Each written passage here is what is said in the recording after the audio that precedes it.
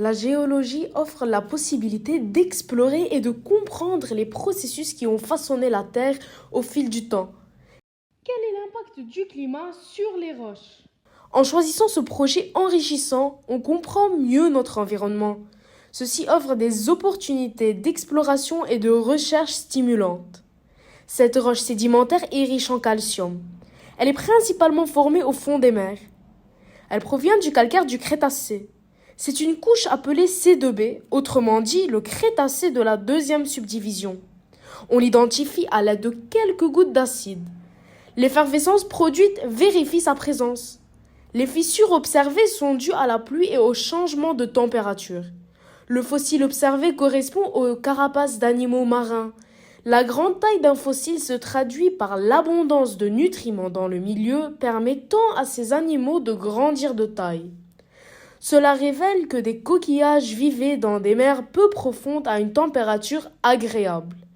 Cette roche et ce fossile qu'elle comporte nous ont permis de déterminer le paléoclimat et donc le climat dans lequel ils ont vécu.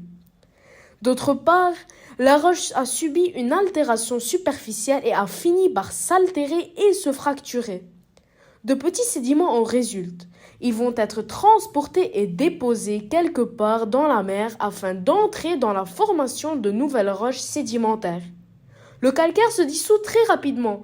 Il peut se casser et s'altérer. C'est ce qui lui donne l'aspect karstique, formant un réservoir d'eau souterrain. Ce calcaire réagit beaucoup avec l'eau. Cet écosystème particulier forme les rivières souterraines et les grandes grottes. La roche est donc influencée par l'hydrologie qui contribue à la formation d'eau karst.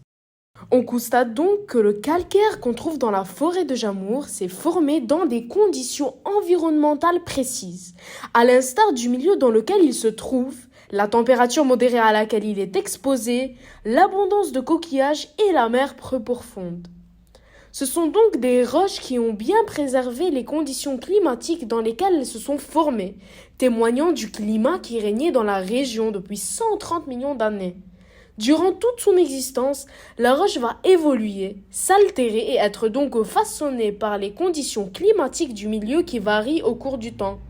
L'étude de cette roche présente une capsule de temps témoignant la diversification du changement climatique de cette région depuis 130 millions d'années jusqu'à nos jours.